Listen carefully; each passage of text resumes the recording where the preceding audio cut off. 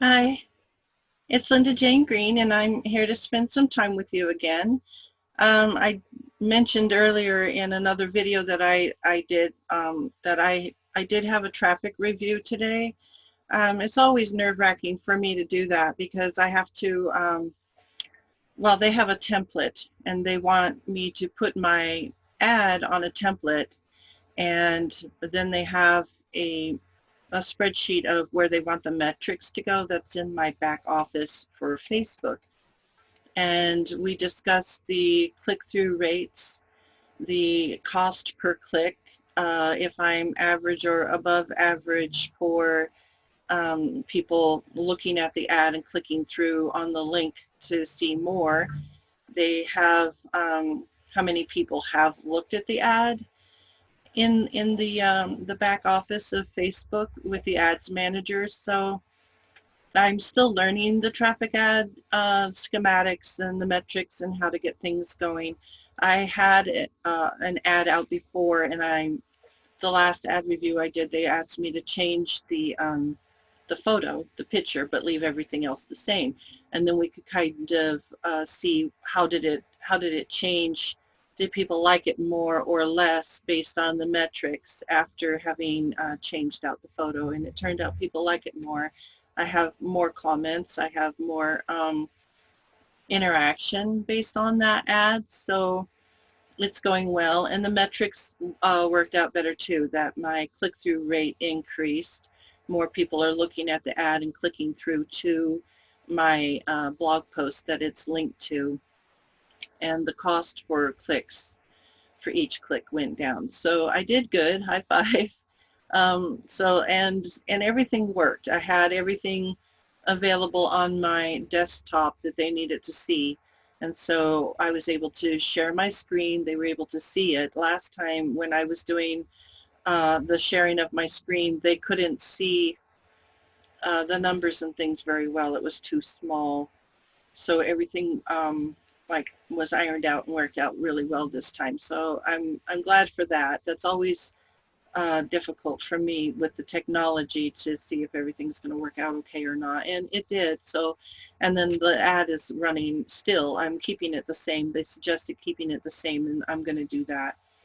So tomorrow, today, this is, I believe it's the 16th of September. Tomorrow's the 17th, and I'm going to be having my coaching call on Zoom again, and I believe I'm going to be moving forward with the classes because I've completed the assignments for this particular section of the roadmap.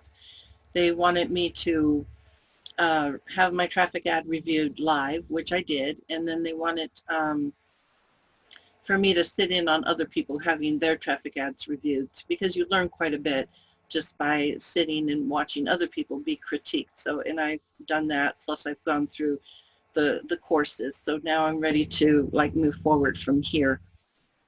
The next thing coming up is they're going to give me my own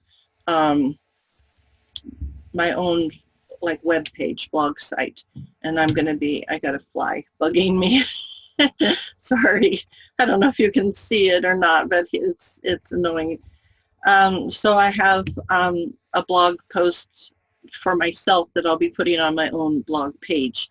Right now, when I'm posting blogs, somebody else wrote them, and I'm an affiliate with those people, so it's okay that I'm sharing them and posting them on my fan page. And then, but instead of using somebody else's blogs, I'll be doing my own. And then I'll be putting it on my fan page and having you go to my own blog page to read the blog. So I'm a little bit nervous about that. I hope I can come up with content that's interesting for you to read. And I'll just keep showing you the journey that I'm on, the path that I'm on. So I'm thinking about, my son was saying that there are people who are climbing the Alps and the Himalayas and stuff, and there's some guy with green boots that died along the pathway, and whenever they get to that location, they say, well, I've just passed up green boots. It's like a road mark on the path, and not everybody makes it. And I think I'm getting into parts of the class now where not everybody goes this far. They get excited and they take on being an affiliate marketer. They do the fan page and they do the points that I've done up to this part on the roadmap. But then I think a lot of people fall away at this time because it just seems to be too intense or too overwhelming, I think, is because once I get the blog page and I start writing my blogs, then they'll be starting me in on conversion ads, which I would actually be setting up ads to convert people into purchasing. I did a likes campaign and I asked people to like my fan page and I got through that. And then I did traffic ads, which I'm generating traffic to blog posts, and that's set up and I understand the metrics and the technology behind that. And so now I'm going to move into the next area, but it's like climbing steeper and steeper, or last time I said it was like going deeper and deeper into a rabbit hole, but it's going a little bit down a path that maybe some people are apprehensive to go down. So I'll let you know how that goes. The other thing I was going to talk to you about was the 4-Hour Work Week by Tim Ferriss, and that book was very informative, like crazy informative. I suggest that you actually purchase a copy of it, like a paper copy, hardback, paperback, and then you can make notations in the margins and things, because he goes through so much information that just listening to it, there's no way. And the information that he was talking about, it didn't pertain to me, because I've already decided to do the affiliate marketing, and I'm already selling products, and I'm using this forum in order to sell those with the fan page. But if you're looking for like a product, if you're looking to have, oh my goodness, he's right directly in my eyes. If you're looking to have a product, and if you're looking to have an automation of selling a product where you set it up and walk away and everything is just automated, he talks about how to do that with different products, with Amazon, drop shipping, Yahoo. There's various programs that you can get on board with where you set the product up and somebody else handles the customer, the packaging, the shipping, the money, the credit cards and all of that once people click on the order, and even handling the customer service with the 1-800 numbers. He started out very young, like in kindergarten, kicking against the status quo. When he went to kindergarten, he was wondering, why did he have to learn the ABCs? When he got his first job, they wanted him to work for 8 hours and do cleaning in a restaurant. And he was able to figure out an efficient system where he got it done in 1 hour, and then looked at, magazines, cartoons in his free time. And the boss got mad because the status quo of how society operates is that you have to work an 8-hour day, and you have to be productive and busy for an 8-hour day. And he didn't see the reason why a person has to be constantly busy for 8 hours if they can get the job done in 1. And so he was always figuring out ways to cut corners. When he was in college, he did courses for students, speed reading courses, and he made a lot of money developing a course for his classmates. He went into like going overseas, working remotely. If you have a job where you are sitting in front of a computer all day, like a cubicle slave, he was talking about how to go about working with your boss to work from home, work remotely. You could monitor your computer from your home that is sitting at your job. You can have call forwarding in your phones to have the calls go to your phone. He was talking about getting business names, getting shipping addresses, and he was even saying if your boss is asking you to put together some sort of like a document or get some sort of interview or do something that you could manage online and have a document, a form, a slideshow, a presentation. He could hire somebody overseas for $4 an hour to do that project, and then they're awake when he's sleeping, and then in the morning when he gets up, they have the presentation done and ready to go, and then he pays them for their effort and presents it as his work for his boss. He had a lot of ways of cutting corners and looking outside the box and taking actions outside of the box and not just doing everything because society said this is the way that we've designed this to be done. He went into kickboxing and he read the instructions on how to kickbox and what the rules were for the game. And he found that in the rules there was loopholes where if the person was pushed out of the platform, you know, off of the boxing ring 3 times, they were disqualified, and then he would win by default. So he decided he was going to do kickboxing and go at it from that vantage point. He also decided that he was going to dehydrate himself so that he would weigh in at a lower class at 165, but then the day of the fight he would hydrate back up again to his normal 195, and so then he had 30 pounds over on the other opponent, and then he could easily get him off of the mat, off of the boxing ring 3 times and win the game, not based on skill or practice or years of learning technique and hard work and all of that, but just based on these loopholes that were in the rule book for, and then dehydrating himself. So the whole book is this way.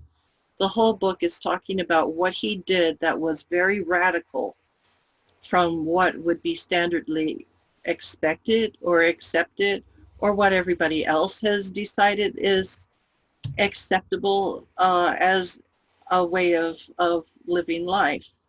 He was saying, why spend your whole life moving toward retirement and you're not even sure if you're going to enjoy retirement, but you're spending all of your effort and your energy and you're saving up and you have this end goal of retirement, but why not try out retirement to see if it's even something that you enjoy? He was saying if a person is busy and productive, 70 years of their life, they're going to be bored to tears when they hit retirement. They're not going to know what to do with themselves, and they're going to want to go back to work. So then having worked all these years for retirement was worthless because you don't even enjoy retirement. He said that it made a lot more sense to take mini retirements or mini vacations throughout your life in your good years, your healthy years, your strong years, when you have the ability to actually go and do some of the activities that you want to do or enjoy some of the hobbies that you have an interest in, than to save it all up for the end of your life when you're maybe not capable of doing the functions that you're interested in. So that was interesting, to me, that he was talking about that, where you could take a month or 2 off and go travel overseas or go, take your cruise or enjoy your hobby and do something. And he said your job, your work is always going to be there. There's always going to be work for you to do. And he said, what's the worst thing that could happen? That you quit your job and you live on your savings for a couple of months until you get to the next job. You could sell your house, sell your car, sell all of the stuff that you've been purchasing that you don't use, that you bought on a whim, and kind of live off of that. He said, you're never going to starve.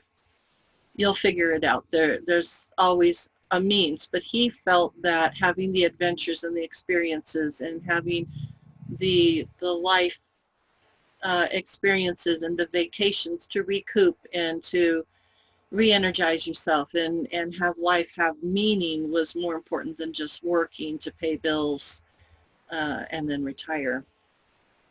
Very interesting book. I did enjoy it. There's so much in there.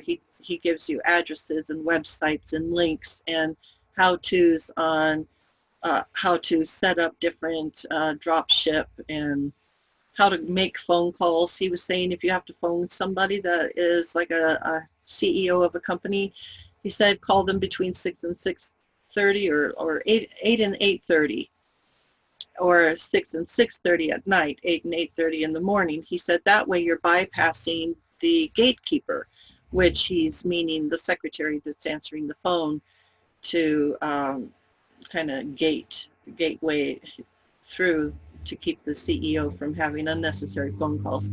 He said catch these people when that gatekeeper isn't there and they're answering the phone. And he said that he was able to position himself with more interviews and more conversations with these people than in a half hour before and a half hour after the 9 to 5 status quo of the secretary being there than all of his other co-workers who were calling them within that business time frame. A lot of information on how to cut corners, how to cut conversations short, how to not waste time, how to not let other people waste your time, how to be more efficient and proactive, how to make money, how to set up systems in order that they generate money on their own, how to test different systems to find out which works better. He said that there's an 80-20 rule, and that's 20% of the workers are making 80% of the income. And he had some customers that were causing him a lot of headaches, and they were always complaining, and things were late, and they were unhappy. And he decided to cut the customers that were no longer happy with him and causing him a lot of headache with their calling and complaining and wanting things different. And he mentioned Ford with the Model T, and Ford had said that people could order the Model T and they can have it in any color that they prefer as long as it's black. And he was saying that you have to limit the choices, and you have to limit how much you're running to serve some people, because some people are never going to be happy, and they're always going to have drama, and it's just a time waste, it's a money waste. And so he's very detailed in the book about how to streamline everything: conversations, money, your life work, and make time for yourself to relax and enjoy life and kind of revitalize yourself and do the things that you've always been dreaming of doing, and take the action on living, and traveling the world and whatever it is that's exciting to you or that you're putting off doing. So if that sort of thing interests you, and if you're wanting to make those types of changes, that book is a very good how-to on step-by-step instructions on how to go about setting up that automation and freeing yourself from your boss or from your company or from punching the time clock. Or he said if you're even a cubicle slave and you have to show up to your job, you can work with your boss to allow yourself to be at home a couple of days a week, and then prove that you're more productive at home than at the office, because you don't have to get all dressed up and drive and traffic and lack of conversations with other coworkers and things like that. So very interesting. Very worth reading and actually owning a physical copy of the book to follow through on some of these details if that's what you're interested in. For myself, I'm happy with the company that I'm with, and I'm happy going one thing at a time and having my hand held. That's the way I feel, is that they're kind of walking me like I'm a toddler, just learning how to function with technology. They have the roadmap, they have the mentors, they have the coaches, they have the step-by-step instructions and the classes that you can have on video and listen to over and over and over and over again. They have the fan pages where you can talk with other people who are in the classes and ask questions and They have files that are from years ago that other people have put together, instructions. They've got the cheat sheets. The little bullet point, step-by-step instructions on sheets that you can download. There's no room for error, really, and basically just take action. Even if it's imperfect action, just take action, just move forward. Imperfect action is better than no action at all. Figure things out as you go, figure it out as you go. So that was what I wanted to talk to you about as far as that book and where I'm at right now. The coaching call tomorrow, and I'm going to move forward on the roadmap and go into blogs on my own blog post webpage. And then after that, it would be getting into a different type of ad. It's a conversion ad. I'll still have the likes campaign going. I'll still post everything that I'm like having post on my fan page. I'll still be there.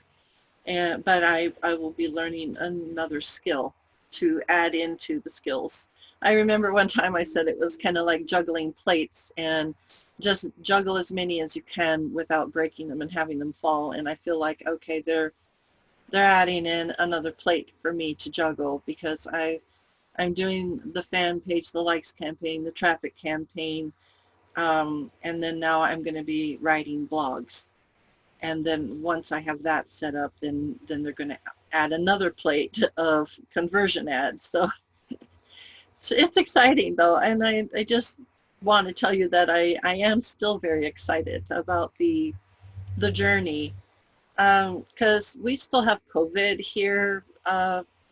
We still have people doing the 6-foot rule. I'm still wearing the masks at my job. It's still,